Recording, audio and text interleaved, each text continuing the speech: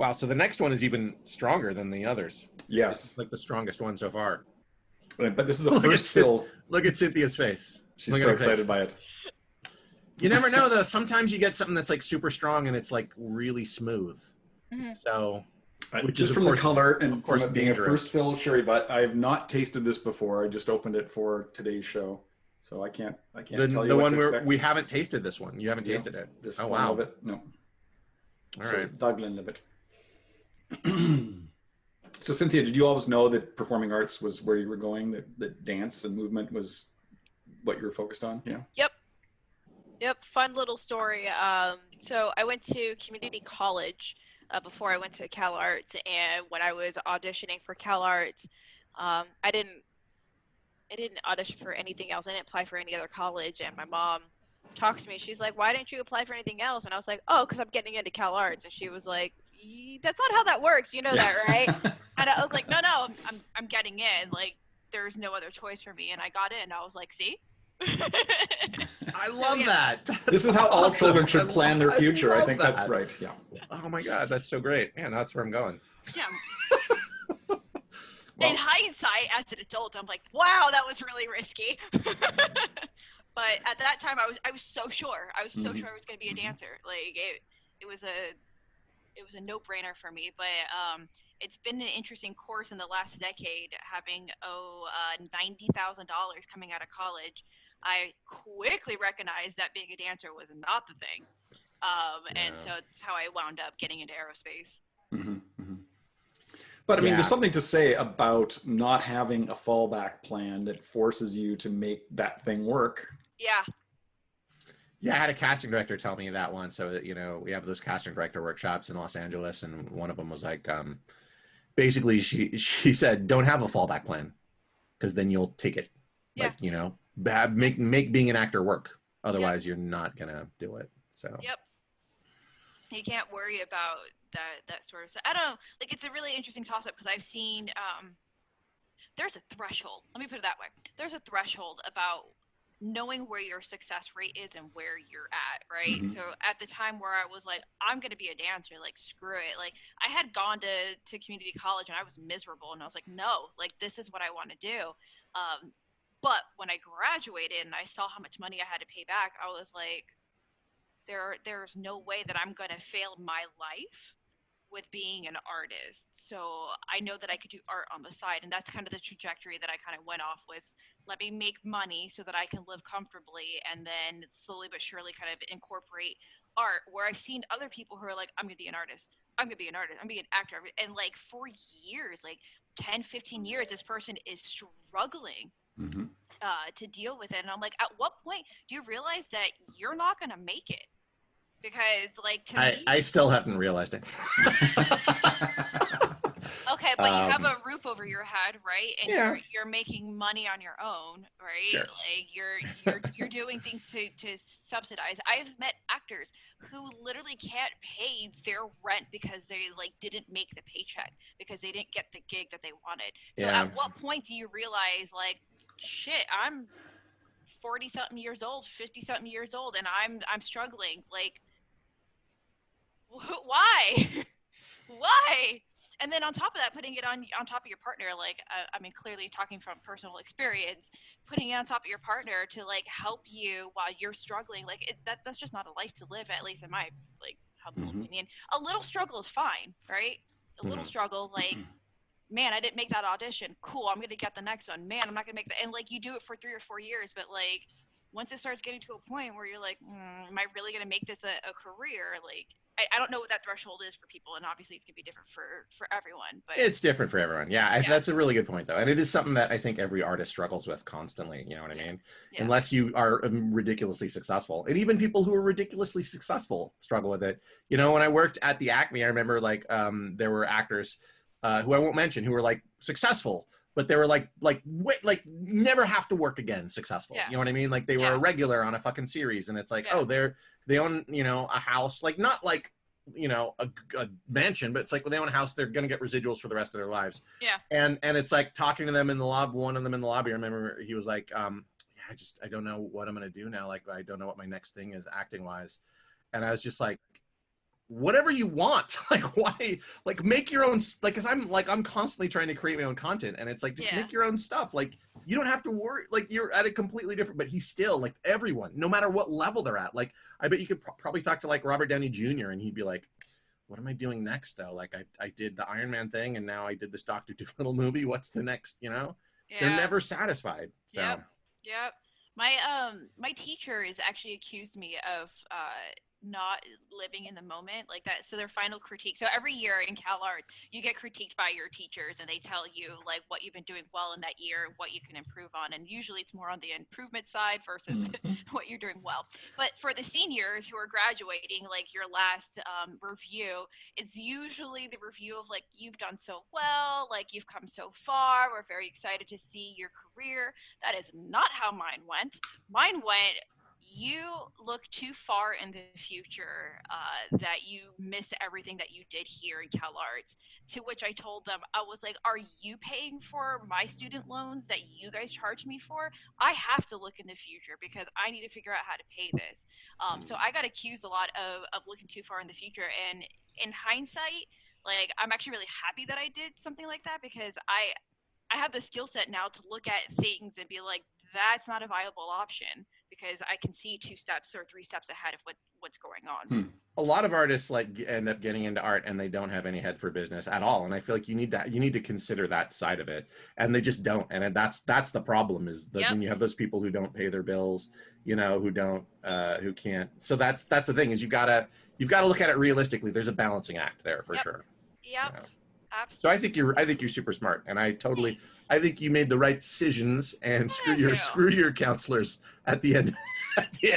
I think you're doing pretty well, Cynthia, and you're an admirable person. Thank you. Appreciate it. Moving on, whiskey. Wow. Yeah.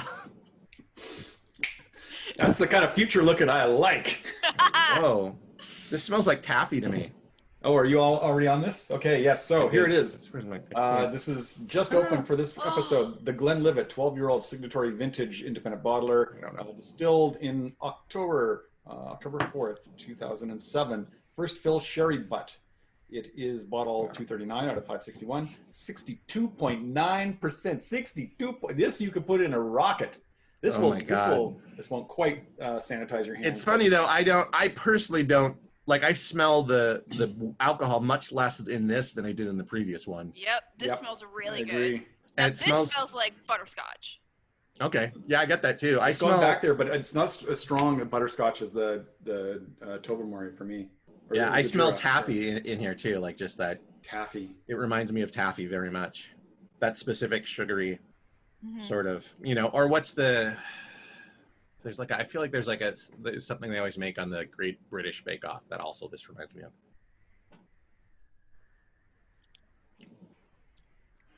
I like this one a lot.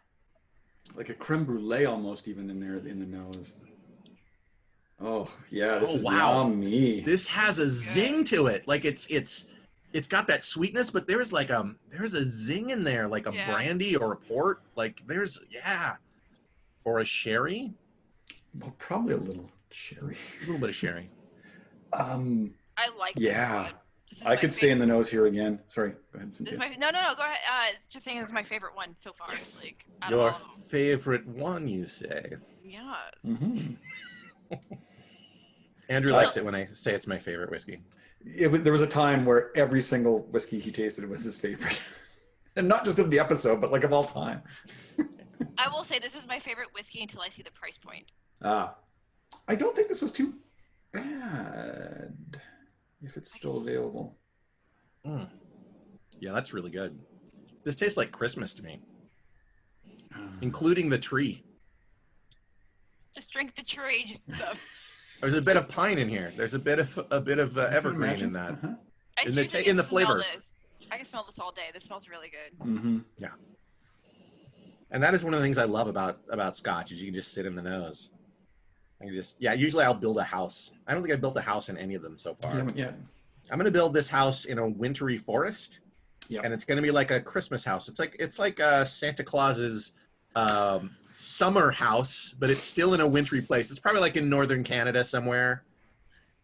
Maybe northern Scotland, but it's a woodsy place. There's always snow, little rabbits, and inside someone's making some sort of delicious treats with cinnamon and. I like this picture you're painting. Eggnog. I'm just living in it right now. There's some really nice baked stuff going on in there, and also homemade candies, I think. I don't want to put the water in here. Like, this is how good this is. Yeah, right? It happens sometimes. I actually see Joseph in his flannel onesie kind of coming down the stairs looking to see what's under the tree. Yeah, man. That's what's... Yeah, the old school one that's like all red and like the back unbuttons or whatever. Yeah, little flap down. Yep. Yeah. The cowboy kind of underwear. So, fun stuff. At LARP, I have finally invested in a onesie that has that, because at LARP, when you're in freezing cold weather, you don't want to actually take off your onesie to go to the bathroom. So yeah, that flap is very useful. It's essential. It's essential. And you do twin masks, right? You're talking about twin masks? Yeah. So I'm actually on staff for Twin Mask. I'm the plot coordinator. Oh, that's great. I didn't know that, but you're perfect for that. That's awesome. Thanks. Yeah. So I sit there with everybody and hash out the details of the plot and make sure that there's no conflicts with everything. I took that role on at the beginning of this year. How's that going? Very slow. Wow. Yeah. We haven't had LARP because of everything that's going on. So it's been interesting. I've just been helping coordinate stories, and I started a new team called the Lore Masters. So just really hashing out the lore of the world, since there's so many players. There's about roughly, I think on roster we have close to 350 people to 400. Oh, wow. That's a lot. On roster, yeah. So I wouldn't necessarily say all of those people roll in to play the game, but we're close to the 200 mark of folks actually playing the game. And there's a lot of lore.